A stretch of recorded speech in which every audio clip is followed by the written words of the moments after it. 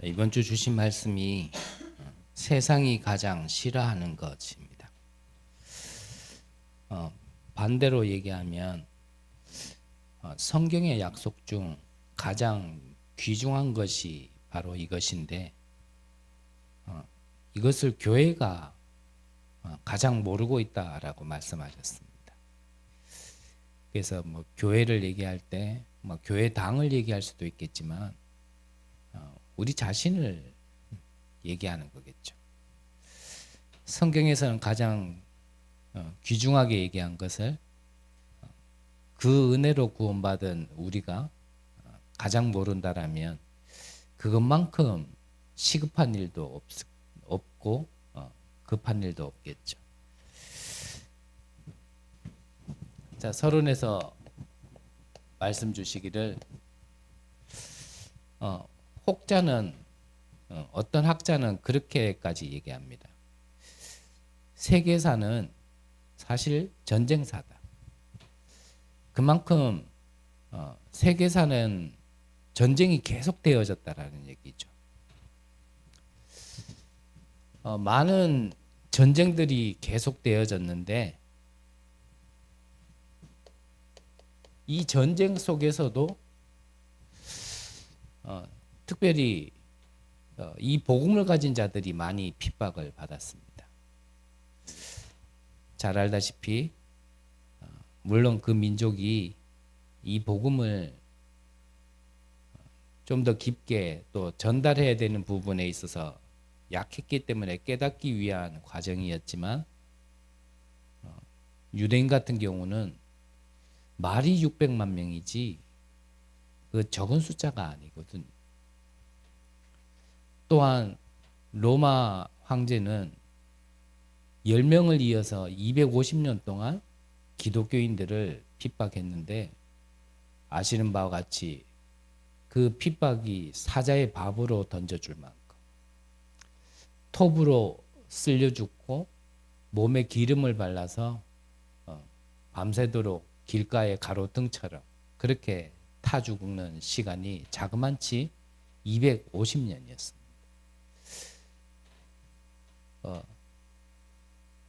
이 핍박이 사실은 지금도 교회 안에까지 들어와 있죠.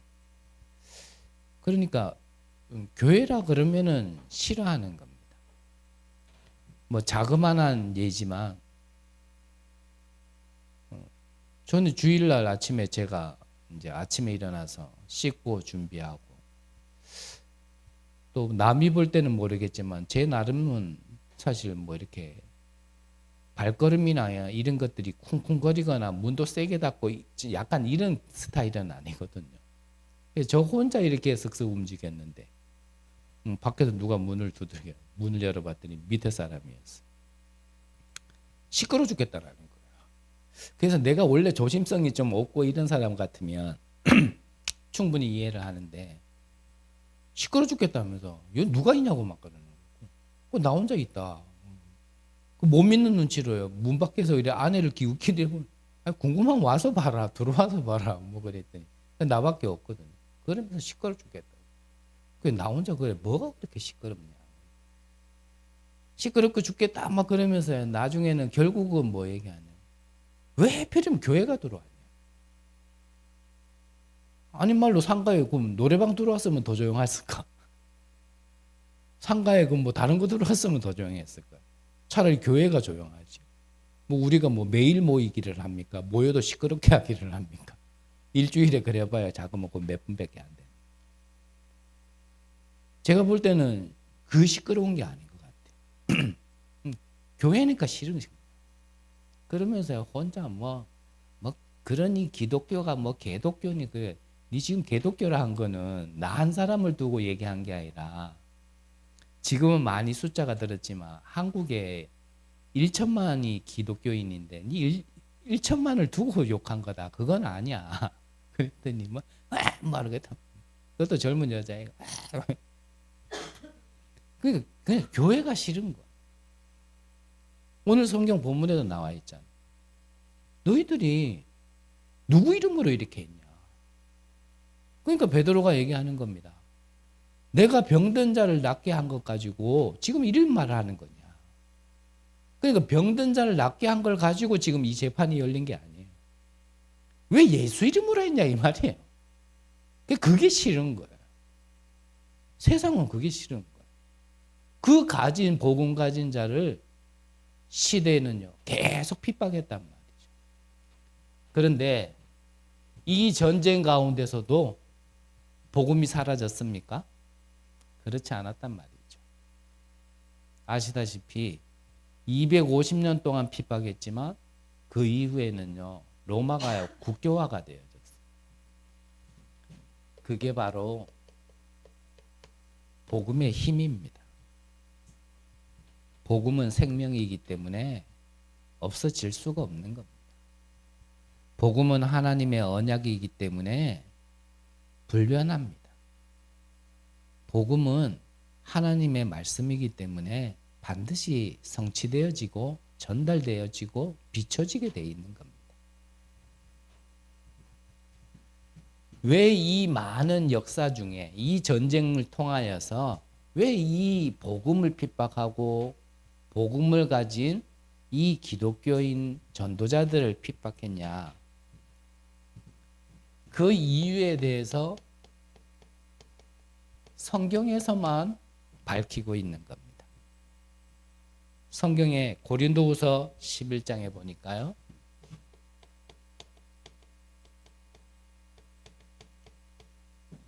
광명한 천사다 그랬습니다. 얼핏 보면요. 굉장히 좋은 거로 보이거든요. 그래서 자꾸 속는 거예요. 광명한 천사로 와서 많은 사람들을 속이고 거짓에 빠지고 멸망에 빠지게 하면서 지금 세상을 장악하고 있는데 그게 바로 이 사단의 12가지 전략이란 말이죠. 그 중에 가장 첫 번째가요. 나예요. 우리가 가장 많이 알고 가장 많이 들었고 가장 잘 어찌 보면은 경계해야 되고 영적 싸움해야 된다는 걸 알면서도 가장 많이 빠져 있고 가장 많이 못 나오고 있는 게 결국은 나입니다. 앞서도 얘기 드렸지만 이만큼이면은 나를 발견했고 이제 빠져나왔지 않았나 싶은데도요. 그런데도 나예요. 또 나예요. 오직 복음이다 하지만요. 지나 보면은 또 내가 있고 뭐 이러쿵저러쿵 얘기하지만 가만히 들어보면요. 결국 내 기준이고 내 감정이고 내 입장이고 내 환경. 거기서 벗어나지를 못하는 거예요. 굉장히 좋은 말을 한 것 같은데 가만히 들어보면요. 내 생각이야. 그러니까 이 나라는 거에 못 빠져나오거든요. 사단이요. 딱 잡아놓고 있는. 근데 그게 잘 틀렸다 생각이 안 들거든요. 광명한 천사란 말이에요. 그래서 에베소서 6장에 보니까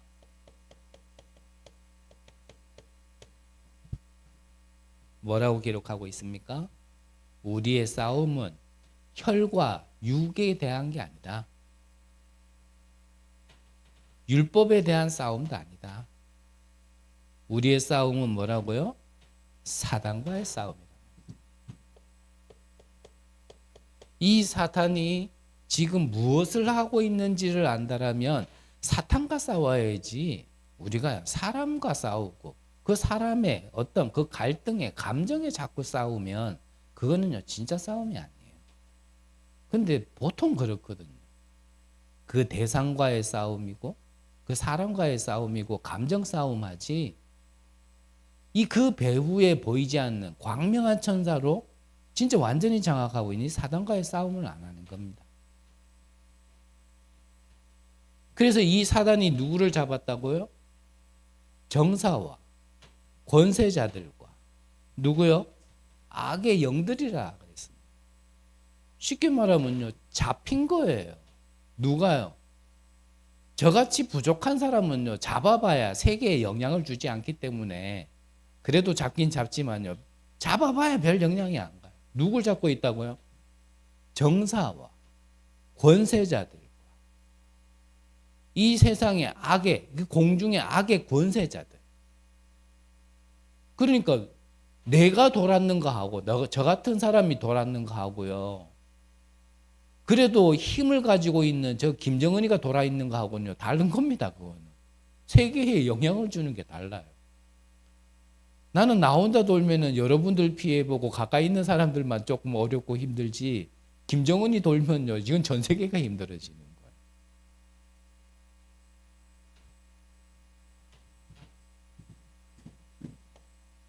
요한복음 8장 44절에 보니까 너희 아비 마귀 그랬거든. 근데 이 너희 아비 마귀 짓을 하는 자가 본성이 뭐냐면 처음부터 거짓말쟁이에요. 그 속에 진리가 없으므로 거짓을 제 것처럼 얘기하는 존재가 바로 지금 많은 사람들을 속이고 있으면서 아비 노릇들을 하고 있단 말이죠. 그래서 다시 한번 말씀드리지만 사람과의 갈등 속에 감정에 속으면 안 돼요. 그거 싸움할 필요가 없는 겁니다. 또 말씀드리면 그게 잘했다라는 게 아니라니까요. 그런 데 속아가지고 진짜 싸움 해야 될 걸 다 놓쳐요. 그래서 성경에서 얘기하는 겁니다. 우리의 싸움은 혈과 육에 대한 싸움이 아니요. 정사와 권세자들과 어둠의 영이다.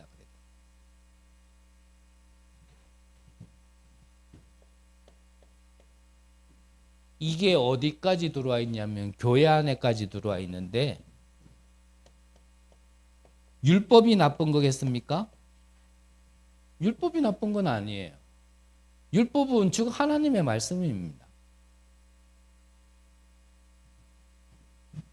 그런데 그게 복음을 놓친 율법주의가 되니까 문제죠. 신비가 나쁩니까? 신비가 막 틀린 건 아니에요. 하나님 자체가 신비입니다. 뭐 하나님 보입니까? 우리처럼? 안 보이잖아요. 성령의 역사 보입니까? 안 보여요. 보좌의 능력 보입니까? 여러분들 중에 혹시나 나 하나님 봤다. 나 예수님 봤다. 천사가 팔랑팔랑 날아다니는 거 봤다. 그분 위해서 많이 기도해야 돼요. 안 보여요. 그 자체가 다 신비입니다. 근데 그게 신비주의가 되니까 문제라.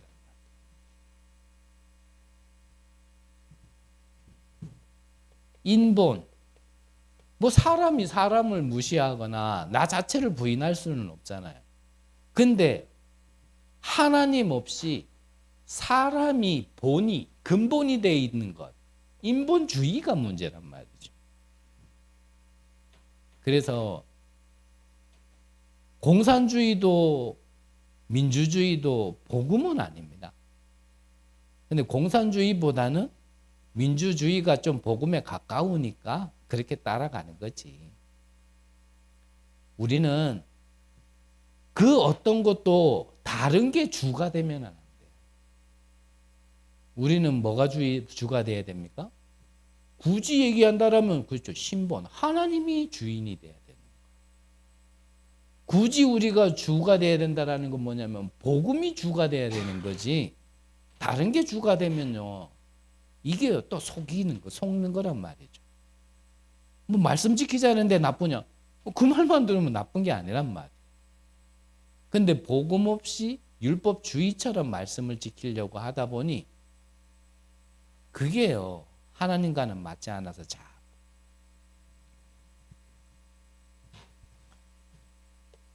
그래서 이 사탄의 권세, 이 사탄의 권세를 끝내기 위하여 예수가 그리스도로 오셨다 이 말입니다. 그래서 이 사단은요 다른 거에 두려워하지 않아요. 뭐에만 두려워하냐면 이 그리스도 이름 앞에만 두려워하는 겁니다. 그래서 오늘 성경에 보니까 천하 인간의 구원 얻을 만한 다른 이름을 우리에게 주신 적이 없다. 왜요? 그 이름 앞에서만 사단이 무너지기 때문에. 다른 것으로도 무너진다라면 오늘 성경의 본문은 빼야 돼요. 근데 하나님은 다른 길을 주시지 않았단 말이죠. 오직 그리스도. 그래서 목사님 말씀하셨잖아요. 교회도요. 결국은 이 복음이 없고 그리스도가 없으면 그냥 또 하나의 종교인 겁니다. 천주교나 불교나 교회나 똑같은 종교인 거예요. 그래서 바깥에서 볼 때는 교회도 종교라 얘기하는 게 맞아요. 왜냐? 이 비밀을 모르니까. 바깥에는 알 수가 없잖아요. 이번 주에 말씀드린 누구나 아는 것 같은 비밀이 아니에요. 근데 왜 비밀이라 합니까? 누구나 몰라요. 그래서 비밀이라.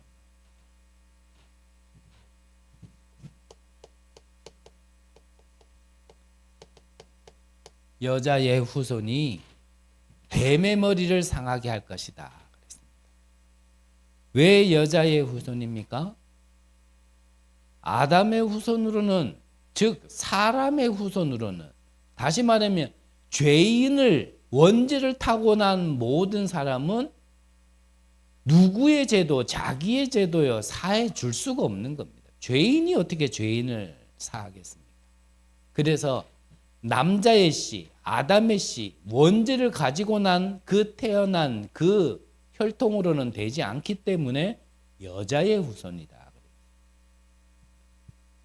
그래서 예수님의 육신의 부모가 요셉과 마리아였잖아요.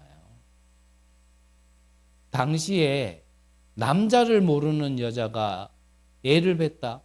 그건 돌로 맞아 죽는 게 정당화되는 시대였거든요. 근데 아직 요셉과 마리아가 결혼하지 않고 동침을 하지 않았는데 마리아가 임신을 한 겁니다. 그래서 두려워할 때 주의 천사가 마리아에게 얘기한 거예요. 두려워하지 마라. 네가 잉태한 거는 성령으로 잉태한 거다. 이 여자의 후손이라는 말이 그렇게 성취가 되어진 겁니다. 그래서 요한복음에는 말씀이 육신이 돼요.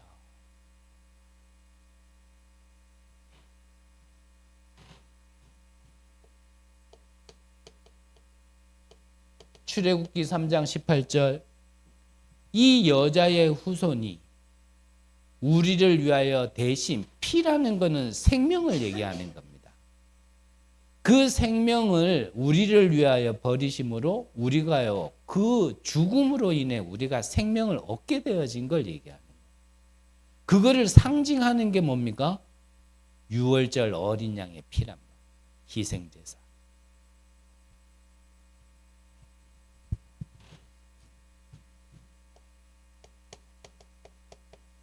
이사야 7장 14절에도 또 같은 말을 합니다.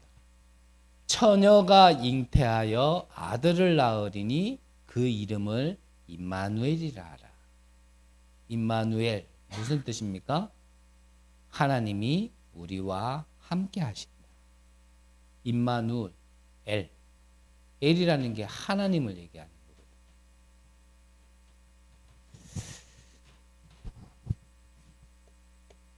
이렇게 오신 분이 우리가 해결할 수 없는 사단이 우리 안에 심어놓은 이 사단의 망대를 박살내겠다라는 겁니다. 이거를 끝내기 위해서 오셨다라는 겁니다. 요한일서 3장 8절에 보니까 하나님의 아들이 오신 것은 마귀의 일을 멸하기 위해 오셨다 그랬거든요.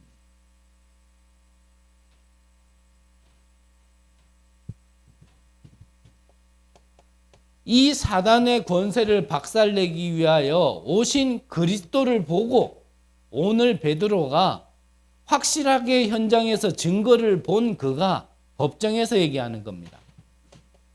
천하 인간의 구원 얻을 만한 다른 이름을 우리에게 주신 적이 없다. 저와 여러분들이 어떠한 현장과 어떠한 상황 속에 있다 할지라도 정말 이 고백을 할 수 있다라면 사단은 무릎 꿇을 겁니다.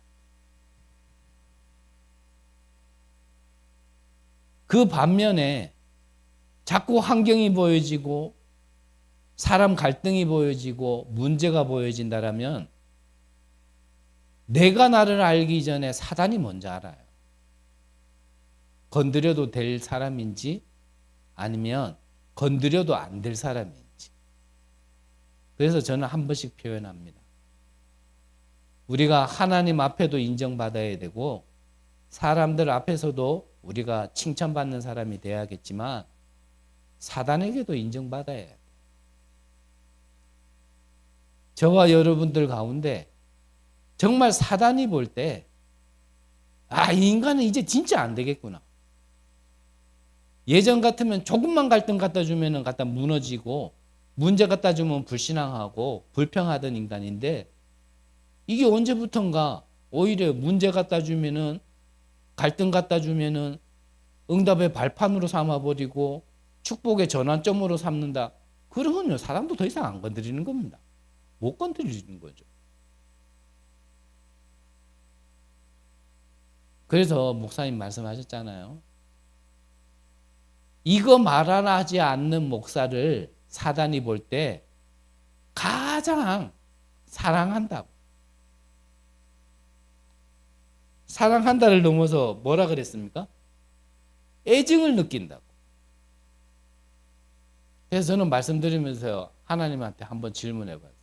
하나님, 저는 사람 앞에도 평가받아야 되겠지만 하나님, 저는 사단이 볼 때 애증을 느끼는 목사입니까? 아니면 미워 죽겠는 목사입니까? 나는 어떤 목사입니까? 답은 모르겠지만 나는 어떤 목사입니까? 라고 좀 질문해 봐요. 다른 말로 하면 참 인격이 안 되고 수준이 모자라지만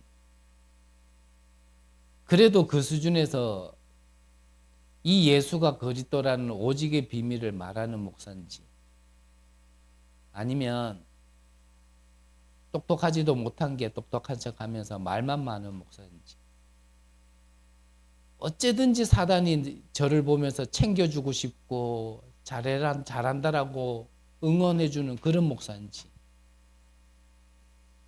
아니면은 어떻게든지 저 목사가 하는 거를 방해하고 막으려고 하는 목사인지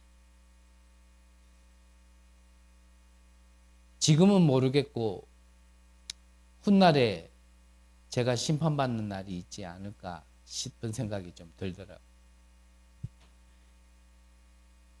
여러분들도요, 하나님께 사랑받으시고 사단에게는 미움받는 그런 삶을 사시기 바랍니다. 아무것 안 돼도 나를 구원하신, 내게 생명을 주신, 나에게 영원한 응답을 주신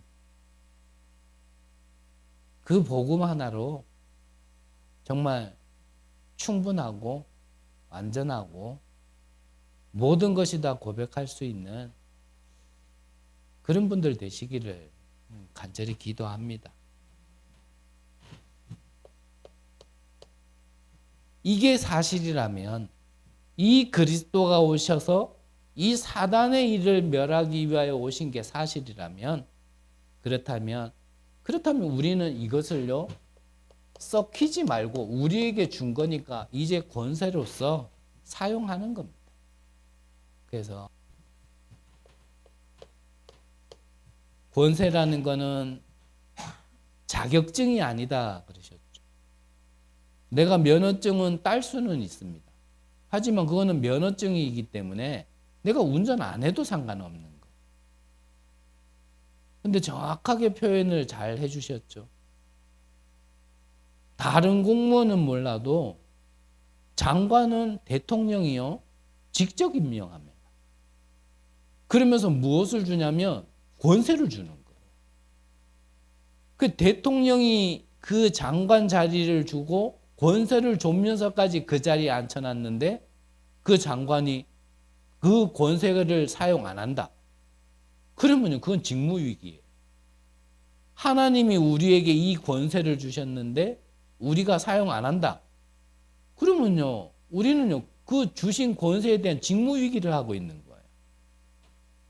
여러분들 이 권세 기도 지금부터 사용하시기 바랍니다.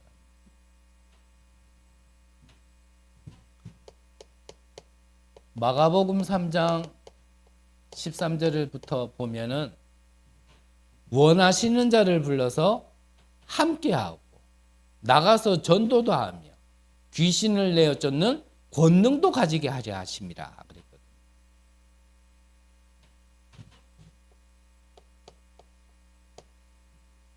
누가복음에 보니까 원수를 제어할 능력을 우리에게 주셨다 그랬고요.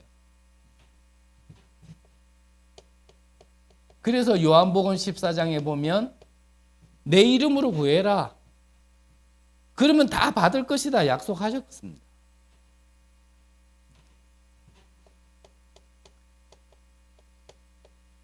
히브리서 13장에 보면은 어제나 오늘이나 영원토록 동일하신 분이 바로 이 그리스도다라고 말씀하셨고,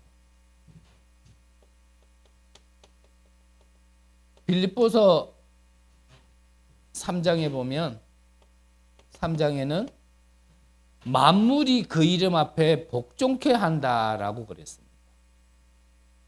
그래서 여러분들이요, 이제 정말 이 예수 그리스도의 능력이 내 안에 있고 그 생명이 내 안에 있다라면 이제는요, 이 권세로 여러분들의 모든 것을 이제 진짜 싸우시고 증거 얻으시기를 바랍니다. 예전에 제가 한 지역에 있을 때 집 이사를 했는데 뭐 연립주택 같은 그런 개념의 집인데 빌라죠, 쉽게 말하면. 우리 집 들어가는 대문 말고 바로 옆에 뭐가 있었냐면 무당집이 있었어요. 이사를 가고 보니까 무당집이 있더라고요. 그때 이제 말씀이 어떤 말씀이 선포됐었냐면 목사님께서 그 무당집 우속 무속 이런 걸 보면서 지나갈 때마다 기도를 했대요. 지나갈 때마다. 그래서 그 말씀 들은 게 생각이 나가지고 저도 그 집에 들어갈 때마다 그 무당집을 두고 기도했죠. 근데 솔직히 말하면 많이도 안 했어요. 여러 번도 안 했어요. 근데 또 상황이 왜 그러냐면 제가 집에 잘 없었거든요. 아니 딴짓 한다고 없는 게 아니라 제가 원래 좀 그랬어요. 계속 지금까지 지내온 게 집에 잘 없었어요. 그런데 어느 날 보니까요, 이 무당집이 없어진 거예요. 그리고 나서 그냥 일반적인 주택가 같은 그런 지역이었는데 그런 주택가들이 꼭 지금 황리단길이 옛날에 무속촌이었다가 지금 핫플레이스로 좀 바뀐 것처럼 그 동네가요 그렇게 자꾸 바뀌기 시작하더라고요. 그런데 커피숍이 들어오기 시작하고 또 사람들이 좀 이렇게 야식도 먹을 수 있는 그런 집들이 하나하나 어느 날부터요 그 분위기가 싹 바뀌었다니까. 저의 기도 때문에라는 걸 얘기하고 싶은 게 아닙니다. 여러분들이 보이는 것마다 정말 이 그리스도 이름, 예수 이름으로 정말 그렇게 한 번, 두 번 기도한 게요, 하나님은 어떻게 역사하실지 모르는 겁니다. 저는 늘 말씀드렸지만 그 당시에 제가 복음을 알았냐? 몰랐어요. 뭐 대단히 성령 충만을 이빠이 받아 뭐 40일 금식기도 하고 뭐 산기도 가가지고 뭐 나무 붙들고 뭐 쥐야 이러다가 내가 거기 가가지고 물러갈지 이렇게 꺾이지 그렇게 한 게 아니라니까요. 나는 그냥 한 건데 그냥 한 거에 예수 이름의 능력이 전달되어지고 권세가 전달되니까요. 나는 그렇게 됐다라고 좀 말씀드리고 싶어요. 해보시라니까. 부족한 자지만 그 맛을 조금 느끼니까 가는 곳마다 내가 특별하게 보여지는 걸 가지고 뭐 이렇게 저렇게 하는 건 없어도요. 나는 이 빛을 전달할 파수꾼으로 부르셨다. 그때부터 내 닉네임 모든 걸 바꿨다 그래요. 여러분들이 온라인상에서 파수꾼을 보면 저일 가능성이 조금 큽니다. 저는 모든 게 그래요. 파수꾼. 객불 하는 것도 하는 거 없는데 그냥 파수꾼. 근데요. 이 예수 이름의 권세 때문에 제 때문이가 아니라 예수 이름의 권세 때문에 바뀌기 시작하는 겁니다. 그게 영적 사실이라니까.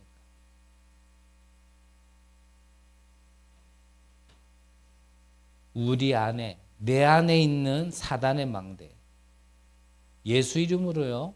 진짜 영적 싸움 하세요. 우리 가정 가문에 오래되게 이 사단의 이 주기적이고 반복적인 이 대물림이 있거든요. 가문에 보면요. 다 그게 보이는 게 있단 말이에요. 어쩌다가 그럴 수도 있겠다 치지만 어쩌다가 아닌 가문, 뚜렷하게 드러나는 가문도 있단 말이에요. 저희 가문도 보면요. 그 대물림이 딱 있다니까요. 여러분들 가문도 제가 보는 한도 내에서는 보면 그게 딱 보여요. 제가 아는 한 분 중에는 본인이 이혼을 4번을 했어요. 이혼 3번 하고 결혼을 4번을 했어요. 근데 희한하죠. 그 어머니가 3번을 이혼을 하고 4번 결혼하신. 근데 제가 잘못 알고 있는 게 아니라면 짜맞춘 건 아닌데 어찌 어머니가 처음 이혼한 그 나이에 자기도 처음 이혼. 2번째 이혼, 3번째 이혼, 그 딸도 똑같이 그래요. 무슨 이혼이 뭐 장난입니까? 그거를 나이 맞춰가 엄마 몇 살 때 이혼해, 나도 몇 살 때 이혼하 계획 짠 거 아닐 거거든요. 우리 가문은 왜 이래? 그러지 말고요. 이 왜 이래? 그러지 말고요. 거기에 이제 이 예수 이름의 권세를 사용하는 겁니다.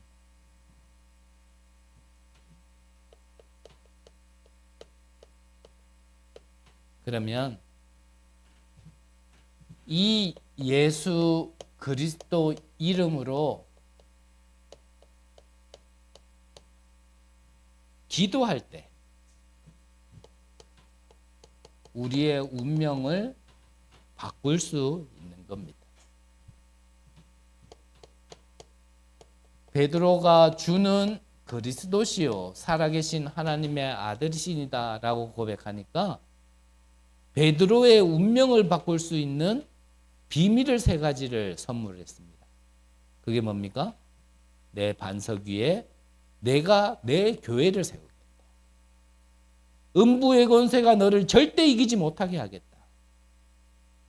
천국 열쇠를 주는데 네가 땅에서 매면 하늘에서도 매일 것이고 네가 땅에서 풀면 하늘에서도 풀릴 것이다.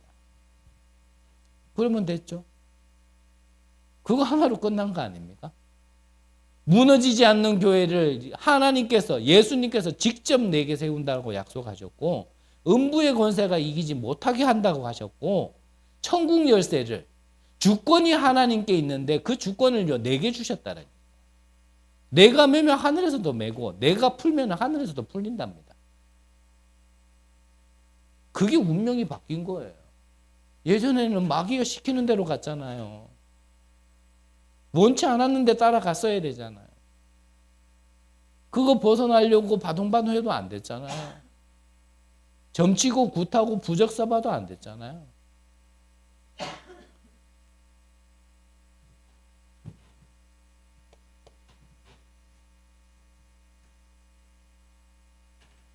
그래서 갈보리산이 뭡니까? 모든 거 다 이뤘다라는 겁니다. 감난산 언약이라는 게 뭡니까? 보좌의 능력으로 지금 우리와 함께 하시겠다라는 약속입니다. 마가다락방 언약이 뭡니까? 성령의 능력으로 우리에게 함께 하겠다 이거예요. 능력도 없지만 그 능력 없는 거로 바둥바둥 하면서 살지 말고 그 바둥바둥 되는 거로 내 개인 인생도 못 살지만 사단의 그 권세에서 벗어날 수도 없고 이길 수도 없는 그 제약된 곳에서 살지 말고 내가 능력으로 너와 함께 하겠다라는 겁니다.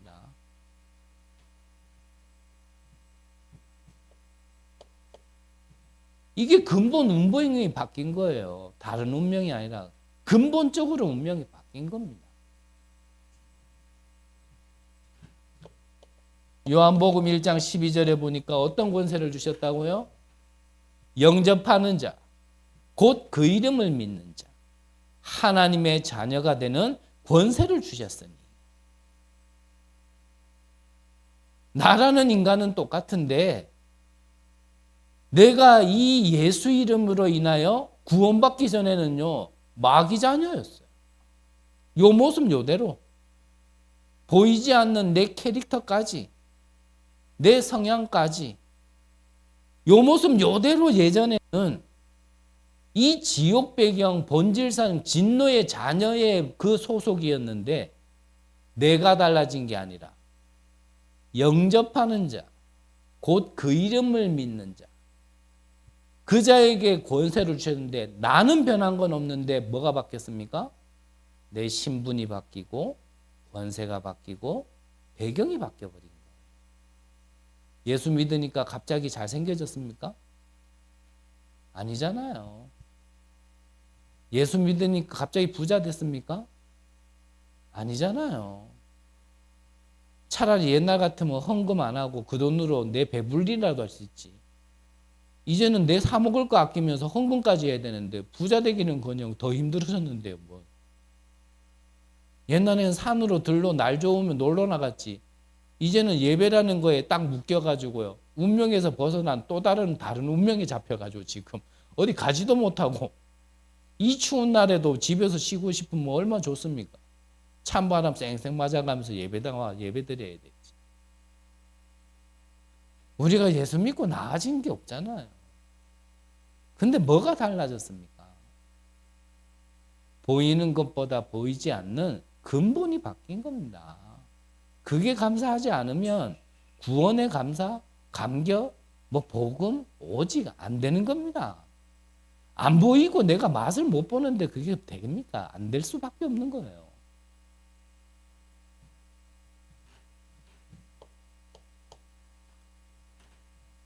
이 예수 이름으로 기도하면 근본적인 치유가 일어나는 겁니다.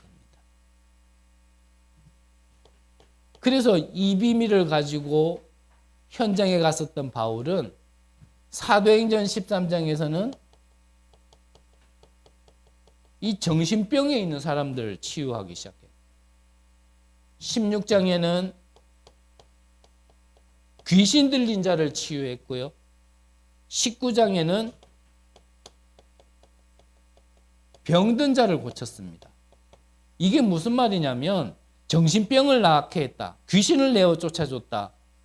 지금 그 말이 아니에요. 현대 과학과 의학으로도 해결할 수 없는 근본 치유를 했다라는 겁니다. 그래서요, 지금 힘들어하는 친구는요, 이 말을 아마 알아들어야 된다니까. 예수 이름에 세상이 할 수 없는 일들이 벌어진다라는 걸요, 믿어야 그때부터요, 증거와 역사가 나타나기 시작하는 겁니다. 그거를 내게 자꾸 선포하고 내게 자꾸 심는 겁니다. 예수 이름으로. 다른 의미로 하면 큰일 나요. 7배 악한 귀신이 오면 지금도 죽으려 하는데 7배 와보세요. 진짜 돌아가는 겁니다. 그거는. 자꾸 종교 다른 걸로 안 된다니까요. 다른 걸로 안 되기 때문에 천하 인간에 다른 이름을 주신 적이 없는 겁니다. 다른 걸로 할 수 있을 것 같으면 예수님이 왜 십자가에 못 박힙니까? 내가 노력하거나 내가 발부둥쳐서 벗어날 수 있을 것 같으면 예수님이요. 그럴 필요가 없다니까요. 내가 할 수 없는 게 있단 말이에요. 세상에 할 수 없는 게 있단 말이에요. 그거를 무슨 이름으로요? 예수 이름으로. 이 예수 이름으로 기도할 때 우리의 후대들과 세계가 살아난다 그러셨습니다. 그래서 예수님이 약속하신 겁니다. 마태복음 28장에 보니까 하늘과 땅의 모든 권세를 내게 주셨으니 그랬습니다. 줄게가 아니라 주셨으니 이미 우리에게 주신 겁니다. 어떤 권세요? 하늘과 땅의 모든 권세.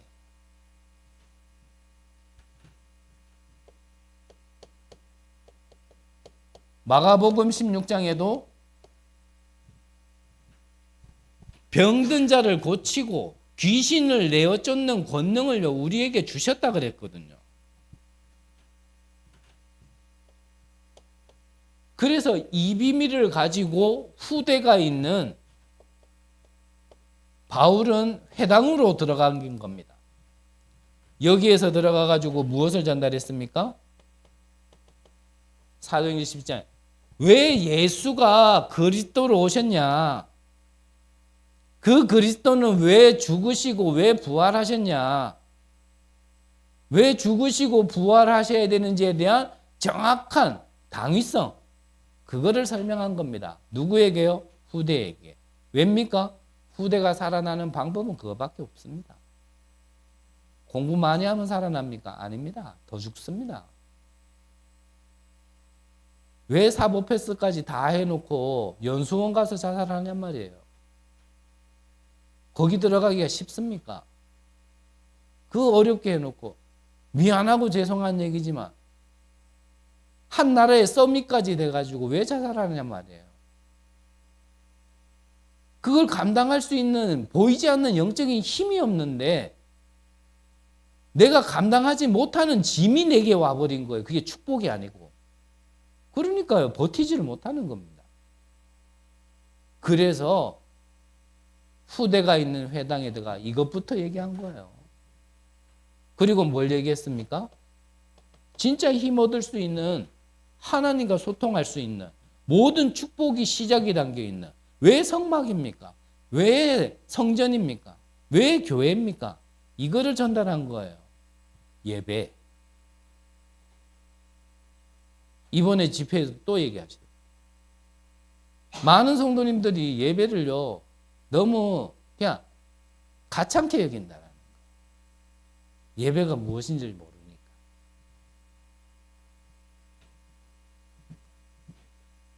(19장에서는) 무엇을 얘기했습니까?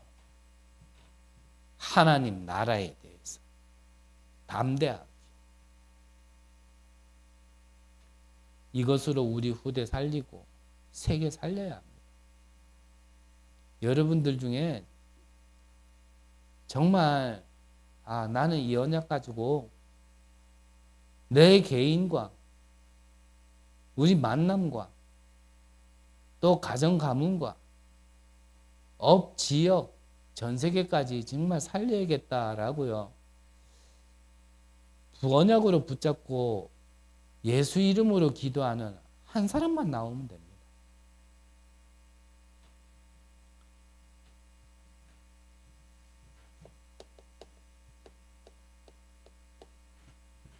결론으로 그렇다면 우리는 지금부터 세 가지 집중해야 됩니다. 아침, 낮, 밤으로요. 정말 이 예수 이름의 권세를 사용하는 기도. 기억해야 될 거는 대충 기도하고 조금 기도하고 안 되던데요. 시달리는 거 똑같던데요. 이거 계속 해야 됩니까? 그러지 말고 언제까지요? 끝까지 기도해요. 끝까지. 다른 말로 하면 응답이라 좀 표현했지만 답이 나올 때까지 기도하죠. 그러니까요. 억울한 재판을 받았는 과부가요. 재판장을 계속 찾아가는 겁니다. 재판 똑바로 해달라고. 자기의 억울함을 가지고 계속 얘기하는. 나중에 재판장이 귀찮아서 그래 알았다. 내가 똑바로 해줘. 응답 받아버리는 거예요. 옛날에 종교 사상적으로 막 붙으면 된다 그 말이 아니에요. 그때는 우리가 복음도 모르고 언약도 모르고 그냥 막 그랬던 거고, 지금은 확실한 언약이 있으니까, 정확한 복음이 있으니까 그거 붙들고 응답 주시겠다 그랬으니까, 모든 권세 주셨다고 하셨으니까 그거 가지고요 응답 올 때까지, 답 올 때까지. 아닌 말로 요셉이 총리 됐는 데는요 할 말 없는 겁니다. 총리 돼가지고 세계복음만 하는데 그걸 누가 뭐라 하겠어요. 근데 내가 총리 돼가지고 세계복음만 하려 하는 것과 하나님이 총리로 세우셔가지고 세계복음만 하는 것과는 다른 얘기. 막 총리 돼서 세계복음만 해야지, 이것과 하나님 주시는 언약을 복음을 계속 누리다 보니 하나님이 총리로 세우셔줬고 그래서 세계복음을 하는 것과는 다르단 말이죠. 근데 보통 보면요 총리 돼서 세계복음을 한다 이러거든요. 하라 하세요. 뭐 말리 하면 돼요.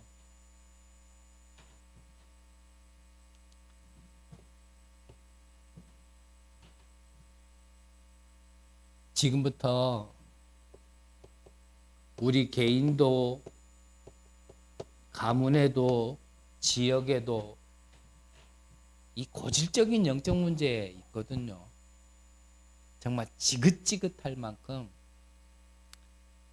그래도 그렇지 하나님이 이만큼 인도받고 이만큼 훈련받고 이만큼 시간 보냈으면 이제 좀 끝 좀 내주면 안 되겠나라고 생각될 만한 것들 우리 있잖아요. 그 문제에 예수 이름으로 이제 진짜 도전하세요. 권세 사용하시라는 말입니다.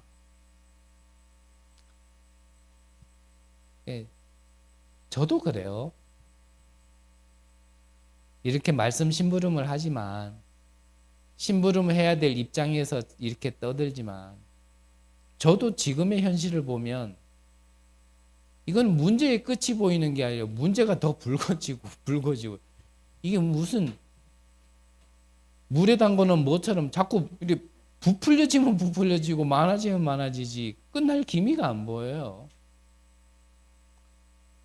참 이제 최근에 제가 말씀 심부름한 거지만 최근 우리 강단의 말씀이 여러분들보다는 진짜 나에게 더 필요한 말씀으로 주셨구나라는 생각이 너무 많이 들어요.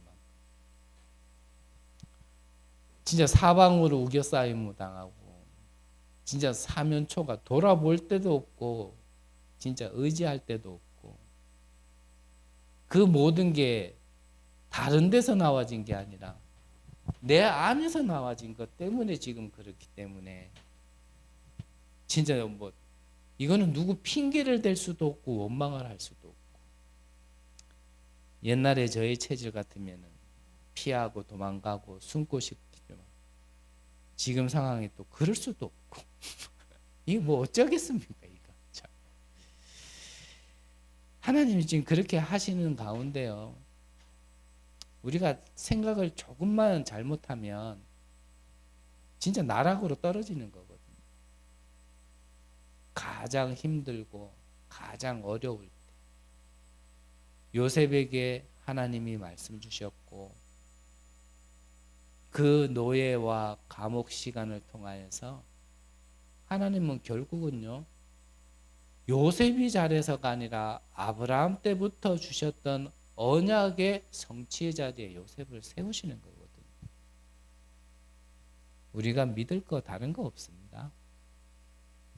하나님을 믿는 거고 언약을 믿는 거죠. 그 언약 붙들고 기도하는 것밖에 우리가 할 수 있는 게 또 있을까? 뭔가 할 수 있다라고 생각이 든다라면 모르겠습니다. 제 수준에서 얘기한다라면 아직까지 덜 급해보고 막바지까지 안 가봐서 그죠. 정말 막바지까지 가면 저는 엘리야의 고백이 생각이 나요. 850대 1로 싸워 이겨놓고도 내가 죽기에 여기가 가장 좋으니까 나를 죽여달라고 할 만큼 그 상황이 얼마나 진짜 막막했으면 그런 고백을 했을까. 정말 막바지까지 가면요 우리가 의지할 것과 할 게 아무것도 없습니다. 진짜 하나님만 바라보는 거죠. 하나님이 어떻게 하시려고 하시나. 분명히 하나님은 내가 몰라서 그렇지 살아계시고 내가 영적으로 무지해서 그렇지 하나님의 계획을 가지고 이루어 가시는 건데 내가 몰라서 그러는 것뿐이지 분명히 하나님은 하나님의 일을 하실 거거든요. 내게 있었던 모든 일과 어려움에 정말 언약 붙들고 예수 이름으로 이제 도전하시기 바랍니다. 그래서 증인 되시기 바랍니다. 기도하겠습니다. 하나님, 세상이 가장 싫어하는 것 속에 우리가 있게 하여 주옵소서. 하나님이 보시기에 가장 기뻐하는 자들로 거듭나게 하옵소서. 있어도 되고 안 있어도 되는 응답이 아닌 영원한 응답을 우리에게 허락하여 주옵소서. 그리하여 정말 어둠 가운데 빛을 발하고 고통 속에 있는 자들에게 이 빛을 전달하는 자들 될 수 있도록 주님이 축복하여 주옵소서. 살아계신 예수 그리스도의 이름으로 기도드립니다. 아멘.